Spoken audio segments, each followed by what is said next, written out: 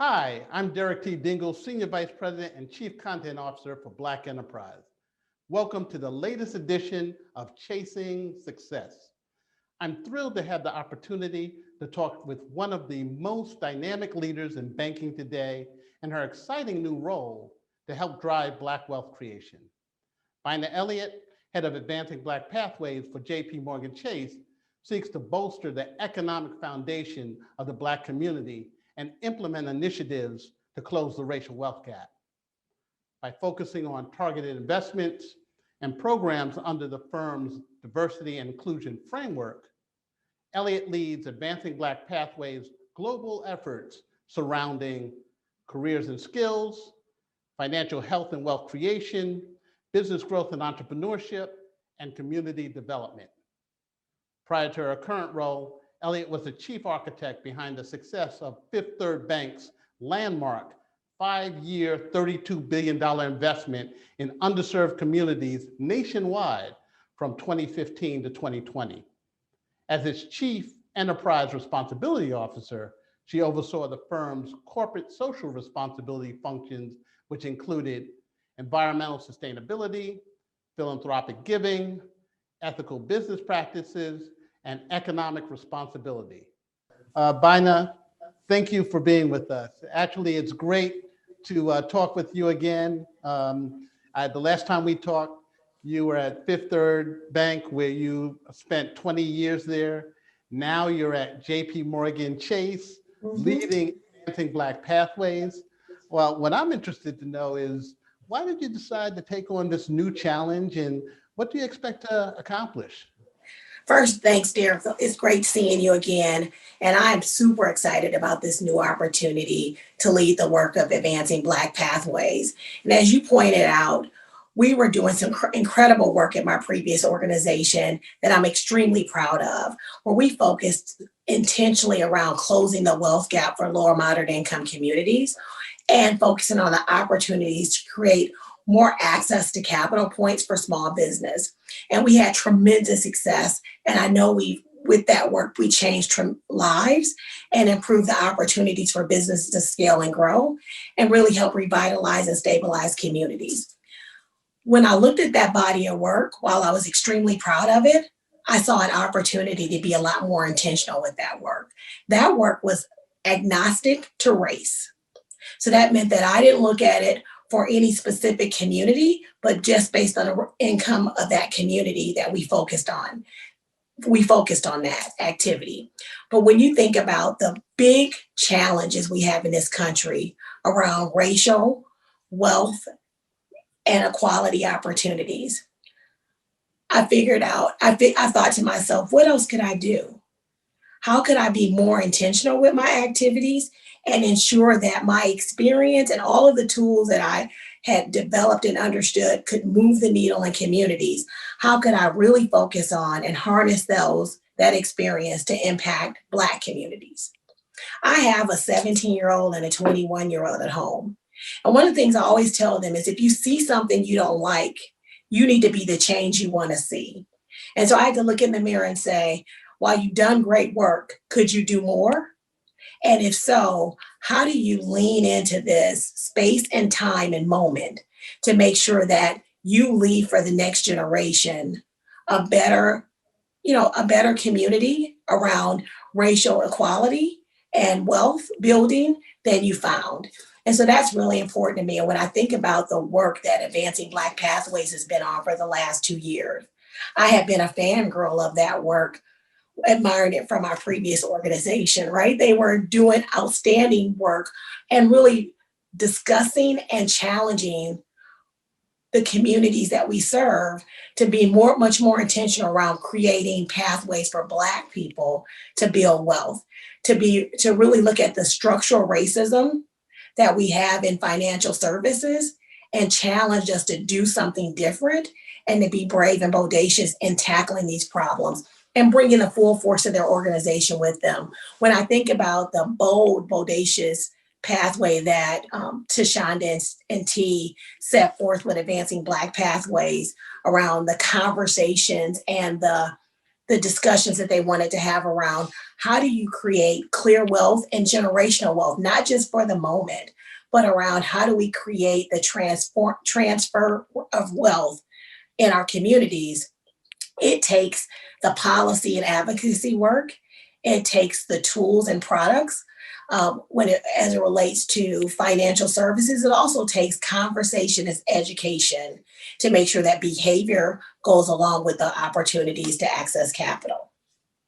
Well, before we dive deeper in terms of advancing Black pathways and what you plan to bring to the platform, share with me your thoughts on the recent corporate commitments. For example, Chase has last fall made a $30 billion commitment to racial equity.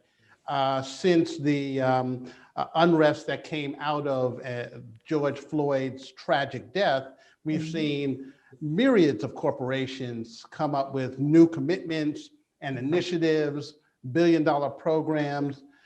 From your vantage point, how do these programs need to be implemented? And what are the metrics that need to be put in place so that they're successful? I'm super excited around the movement and the significant announcements that occurred over the last 6 to 8 months. It shows that the communities and both the private sector, the public sector, and our not-for-profit community all understand their role in driving systemic changes around racism and inequality and opportunity. But the reality is none of us could do it singularly. If you just ask the government to do it, which we've seen all of the laws and regulations that have not moved the needle, we've asked corporations to do it. And while they've made some impact in their world and in the industries that they focus on, it has not made a dent in the systemic problems that we have. And you can't rely on all of our not-for-profit organizations to really be the carriers of change and to drive that change by themselves. It takes all three. And so I think that what was really exciting for me was the fact that everybody acknowledged that there was a role that they had to play, and that collectively, not individually as organizations, but collectively, using their experience, their customer focus, or whatever they had in terms of opportunity and I'm trying to think of the right word to use, Derek. But when I think about the companies bringing all of their assets and resources combined with the not-for-profit ingenuity, the incubation, and the creativeness, and also the government with sort of their enforcement abilities to really address a problem, we know we can tackle it and actually have some progress and it be sustainable. The one thing that's important when you think about these commitments is that there's accountability and transparency around making these big, bodacious statements and then seeing the proof that follows. When I joined JP Morgan Chase, the one thing that I was really impressed with was the rigor and structure in which they have laid out this $30 billion commitment, and the measurements and accountability and the commitment to be transparent and engage with stakeholders both internally and externally to gauge and measure our progress, to give us direct feedback if we're off course, and to create a space where we can leverage and learn from each other. And so I'm really excited about that. When I think about the $30 billion, even when I did the last commitment, I thought that $30 billion is a big number that people go, so what? And how will that affect me? And how will I see the difference in my daily life? Well, when you break that $30 billion down, it's about real tangible dollars going to homeowners to provide them their first opportunity to own a home. We've also created and doubled our down payment assistance for those homeowners. So they get the chance, if they were struggling to get the first down payment for that home, that we're actually giving them assistance and incentives to do so.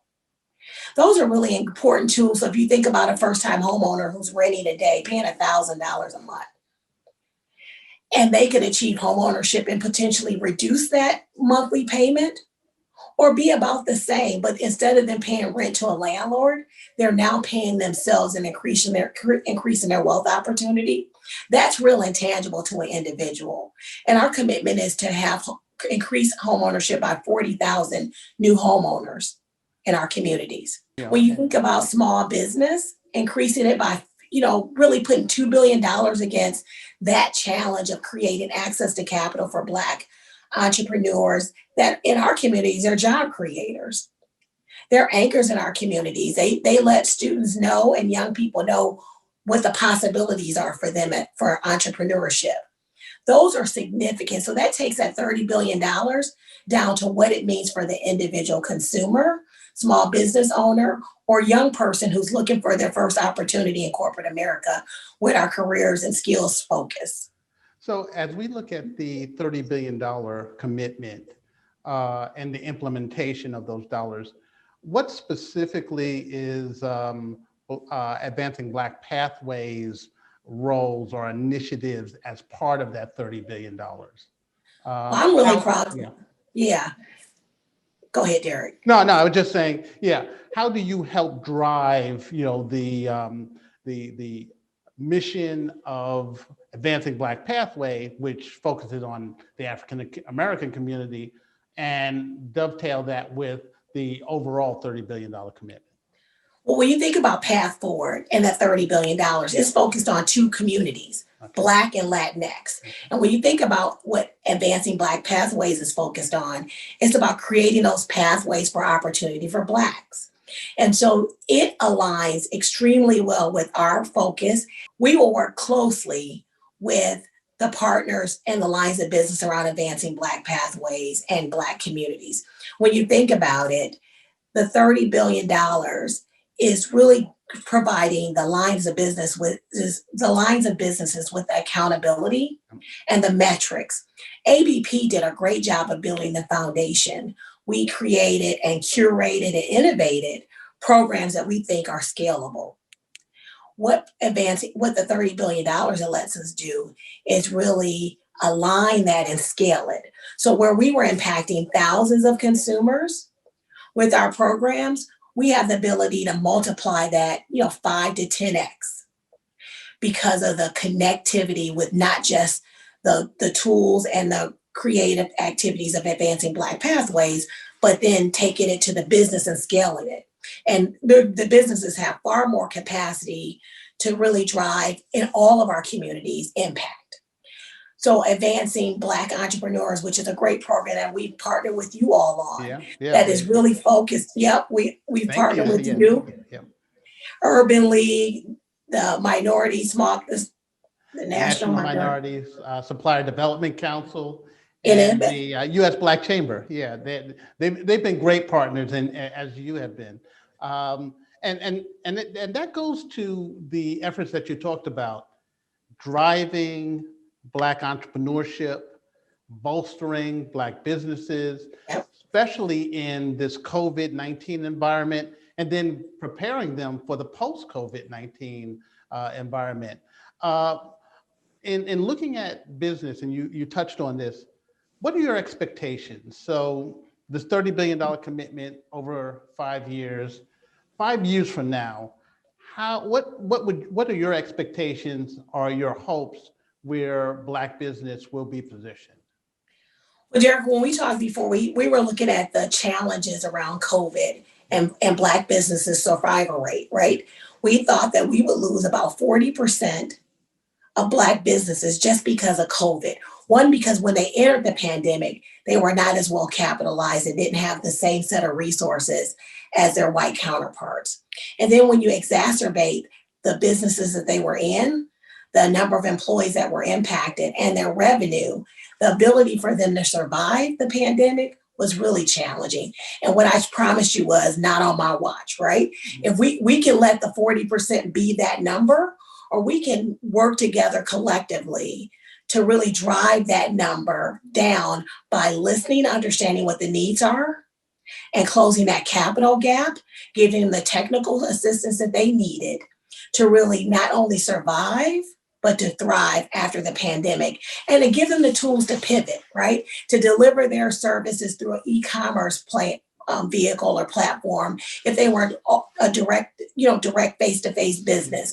But those tools were really important both the technical skills, and I really appreciate the partnership Yep. with Black Enterprise, Urban League, and all of the other partners that we have along this journey to collectively listen, understand the needs of small business owners in our communities, and provide some solutions that we know work. So if I had a crystal ball and could look and hope that all of our efforts over the next 5 years are impactful or sustainable, is that one, Black businesses would have revenue aligned and very similar to their white counterparts on an annual basis. That our decline or businesses that go out of business are either below or at least equal to the majority. And that lastly, the number of employees that we are able to employ go from most Black businesses are sole proprietor, where they only are hiring just themselves, that they are actually have a 3 to 5 employee number. Those are big, bodacious goals. But I think when we even the playing field, we know that opportunity, ingenuity, creativeness is distributed fairly, but we know that the playing field and the opportunity around getting there isn't. And if we can level that playing field, Derek, we should see significant outcomes and close that gap around building a better community, transferring wealth, and ensuring that our kids and our the next generation can really take it from there. When we pass the baton to them, we should not be at the same place we started. Yeah, actually, the great part about being part of the Advancing Black Entrepreneurs Coalition is having the dialogue and sharing with the representatives of Chase the challenges that our stakeholders have. And then also what needs to happen in order for us to create more, I would say, BE 100s businesses. Absolutely. And those are the nation's largest businesses, because we know that African-American firms or Latinx firms tend to hire more African-Americans and Latinx respectively. And that's going to help position them to start getting that first home, to start, and then also inspire them to be entrepreneurs themselves. Absolutely. And I would say, Derek, I just want to say those conversations and that honesty around bringing and sharing the true issues and us not solving the problem in an ivory tower are really important. These partnerships that we're able to listen, ideate, and then come back to the marketplace with solutions that they say work for them is really important. Well, you've always had a reputation in your banking career of reinvesting in communities to help the most vulnerable. As we look at advancing Black pathways and as we look at the commitment, what do you see as the other reinvestment opportunities to advance African-American communities and the individuals within those communities? I think one of the real key cornerstones of advancing Black pathways and the path forward is around the careers and skills, and also around investing in our employees. We want to make sure that our employees benefit from the opportunities that we're creating for our communities, because they're our community too.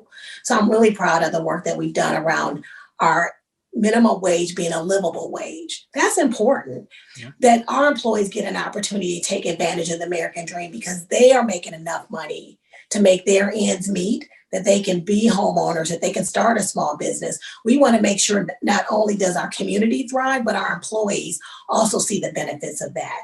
And then when you think about the work that we're doing with our historically Black colleges and universities, it is tremendous, it is well needed, and we need to do more of it.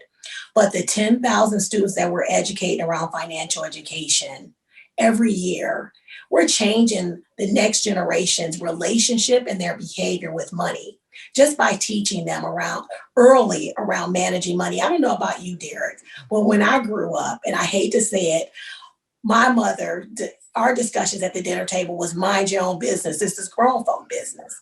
Well, our conversations were about expenses, not investment. You're costing me X, you're costing me Y, but not about saving your money, investing your money, making sure that you go into home ownership early as a means of wealth building. And those are the type of conversations that are needed, especially with our young people. Yep. So the work that we're doing around financial education and wealth, financial health and education in our historically Black colleges and universities, hopefully those students will come out a lot smarter than I was about money management, because we're having those conversations and we're teaching them early on before they come out and make the mistakes, before they come out and buy the first car, fancy car with their first big paycheck, right? Because that's what you do if you don't know better. Your relationship with money is not the right kind of relationship where you're thinking about paying yourself first, right? Um, Investing in your 401k, and then reducing your expenses and making sure that more than 50% of your income is not going to your housing expenses. Those are things that you have to learn the hard way if you don't have those conversations either at your dining room table or in the setting that we're providing at historically Black colleges and universities. The second thing that's important is the opportunity to start your career. And our commitment to hire over 4,000 students over the next 5 years makes a tremendous difference. I'm a first generation college student. And so I know firsthand that my first job was my generational transformative opportunity to go from low wages with my college degree to having a livable wage and to start to really set myself on that path forward around building wealth and being a homeowner. My mother didn't own a home till she was 60 years old. So we were renters most of my life. So to be the first person to buy a home out of my mother's kids was a big deal. And to help my mother when she turned 60 become a first-time homeowner, it was a blessing to us. And now she can build wealth and transfer that wealth to my siblings. Well, as we talked at the beginning, what you're doing is driving wealth creation, creating the wealth building process, if you will. Absolutely. And more than providing an introduction, you're creating a platform for multi-generational wealth. Absolutely. So that's, I view that as I'm listening to you, and I've been a part of the conversations. That is the end game, to make sure that we engage in the wealth practices that will continue the process for generations to build wealth. Absolutely. What are some of the other components? You talked about small business, you talked about home ownership, you talked about HBCUs as a fount of wealth building knowledge as well as talent development. What are some of the other areas in advancing Black pathways that you want our audience to know about? I'm really excited about two other things that I would love to cover with you, Derek. One is our commitment to supporting MDIs, which we use acronyms way too much in this industry. So the resource that we're committed to supporting minority depository institutions. BE Black Banks. BE Black Banks, you're absolutely right. Yeah. And so we committed over $50 million to provide capital and access so that they have the ability to also be part of the solution that we need to create in our communities around capital creation and supporting that small business ecosystem. So not just MDIs, but also our community development financial institutions. Those are two critical components to the access to capital ecosystem that have been underfunded. And if you are a Black-led CDFI or MDI, as we talked about, BE Black banks, resources they've been challenging. They don't have the right capital, and they don't have necessarily all of the tools that they need to generate the right level of revenue to sustain themselves and grow. And when you think about the fact that combined Black banks only really are about $40 billion of our financial institutions, all combined. That means that they have not had the ability to grow and develop like our traditional institutions. And so how do we fix that? Because they play a significant part in anchoring these communities and being maybe the first banking relationship you have. Yeah, that becomes extremely critical. I know that Chase has been instrumental with the payment protection program in terms of funding Black-owned businesses. but a number of these companies, smaller companies, need to gain access to the MDIs, the BE Black Banks, and the CDFIs in order to get those critical funds to keep moving forward. Absolutely. So So what? Oh, I got one more that I wanted to sure. cover off with you, Derek, and that's the role that we play as a purchaser of goods and services. That means that we have the opportunity to increase the revenue stream for Black businesses by expanding our supplier base. And so we've committed $750 million to spend specifically with Black and Latinx businesses over the next 5 years. And that is important because when you think about sustainability, the ability for those businesses to grow and have the right level of revenue equates to more jobs, more investments, and more opportunities to create generational wealth for their families. And hopefully we can double that 100 BE list to 200. So as we look at the supplier development portion, are we looking at developing those businesses into first-tier suppliers as opposed to subprime contractors? So the 750 million is focused on that first level of supplier base that we purchase directly from. But in addition to that, we have reached out to all of our gold suppliers that do business with JP Morgan Chase and really challenge them to come alongside us and see how much more they can do beyond our commitment. So we've challenged them to say, if you're our supplier and we call you a tier 1 or gold level supplier, we want to understand what your commitment is, and you have to have one. We want to understand what your commitment will be today and in 5 years, and that we're going to track it and ask you for that data as part of our relationship. And if we don't see progress, we're going to challenge you to do more. And if we don't believe you're committed to it, we will have to replace you as our gold supplier. And we've been just that direct with them. So we believe that, one, we want to walk the talk, but we also believe it's our responsibility to bring others along with us. And so I'm excited that when we report back in 5 years, not only will we achieve our goal, but we will exponentially have impact on others achieving their goals as well. That's extremely important because in addition to being, say, retailers directly in your own community, we need to expand the number of African-American businesses that are suppliers for major corporations, and also to help them scale up so that they can get the large contracts and have impact. And as you said, increase their supplier base, which also helps expand the entrepreneurial ecosystem within the African-American community. And the one thing I appreciate that you guys gave us feedback on that we took to heart as part of our program is the challenges it is for those businesses to actually be a supplier to us because of the significant risk management and all of the hurdles that they have to go through to be able to meet our regulatory requirements. So one of the things that we're really excited about in partnership with you and the National Minority Supplier Development Council and the Urban League is our focus on the supplier development itself. So we're going to, with your assistance, help underwrite and certify 200 MBEs per year over the next 5 years. In addition to that, we're committed to where we're buying where there's real big opportunity, actually helping those suppliers not only just be certified as MBEs, but also hurdle over those risk management costs, which can be substantial. And then make sure that not only are they able to do business with JP Morgan Chase, but they'd also be eligible and ready to do business with a lot more Fortune 500 companies.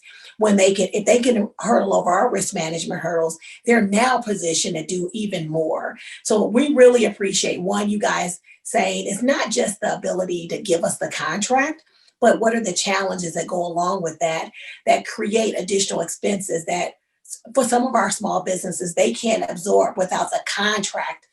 So how do we do that? And how do we build their capacity, not just only for JP Morgan Chase, but to really position them for growth and growth it up with other companies?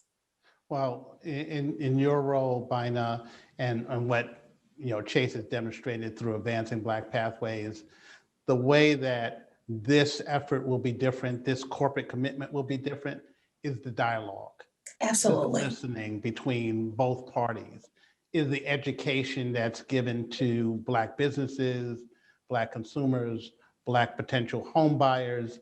That is all vital so that we can diminish the misconceptions, and we can create programs that also develop and build confidence and trust to Absolutely. deal with institutions like Chase and other major corporations. Right.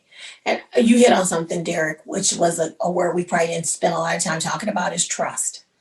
And that's really important both in deed and in actions. And the reality is that working with organizations like yourself who've been in the trenches, who've been the voice and the support for Black businesses all of these years, working with you has helped us significantly bridge that gap and ensure that when we show up in communities, we show up authentically, that we're clear around the opportunities, and that you are holding us accountable. And by opening up your partnership with us, you're actually giving us you're a bridge around trust. Without you, we would struggle. We can create all the products and services we want to, but if nobody's utilizing them, we're not going to be successful. So I have to tell you, thank you, because Black Enterprise over the last 2 years at Advancing Black Pathways has been, started. You have been tremendous partners, and the work that you're doing around educating our consumers and our business owners around financial health and really getting a lot of eyeballs on information that has been needed, but has not been maybe in formats or in avenues that they trust, has been tremendous. Thank you so much.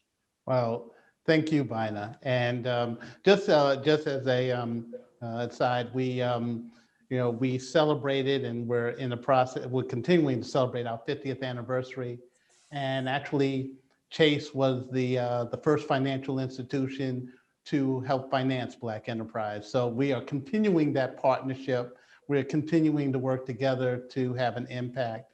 And I look forward to all the great work and impact that you'll have as the head of Advancing Black Pathways.